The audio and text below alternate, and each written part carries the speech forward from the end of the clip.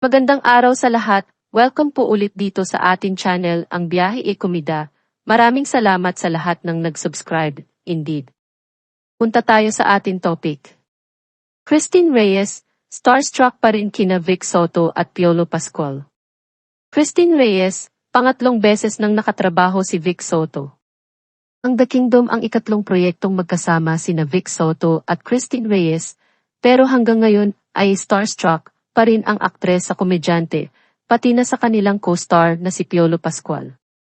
Ang The Kingdom ang isa sa mga opisyal na kalahok sa 50th Metro Manila Film Festival, MMFF. Papuri ni Christine tungkol sa dalawa niyang co-stars, syempre naman, starstruck pa rin ako kapag nandyan sina Bossing at Piolo. Kasi when it comes to acting, especially, parang very natural para sa kanila. Yung presence ni Piolo and Bossing, iba. Alam mong kapag nasa set sila, ang mga tao ay nasa kanilang pinakamahusay. Ayaw naming mag-cause ng delay. Kapag nandyan sila, dapat ready talaga kaming lahat. Palagi kong naisip na parang working with these brilliant actors, it's an honor for you. Kasi kung tutuusin, wala pa kami sa kalahati nila. Sa mga na-achieve nila sa industriya. So, it's a privilege na makatrabaho sila, pahayag ni Christine sa Cabinet Files. Unang nakatrabaho ni Christine si Vic sa Enteng Cabisoti 4, o kay Cafe Rico, na official entry sa MMFF 2007. Sumunod ang Darling Kong Aswang, na official entry naman sa MMFF 2009. Pangatlo nga itong The Kingdom, na isa ring MMFF official entry.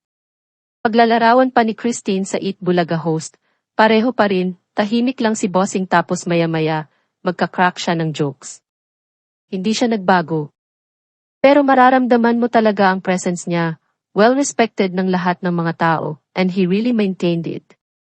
Para kay Christine, isang masayang karanasan ang makasama sina Piolo at Vic sa The Kingdom dahil walang masyadong paghahanda, kaya mabilis at magaan ang trabaho ng lahat.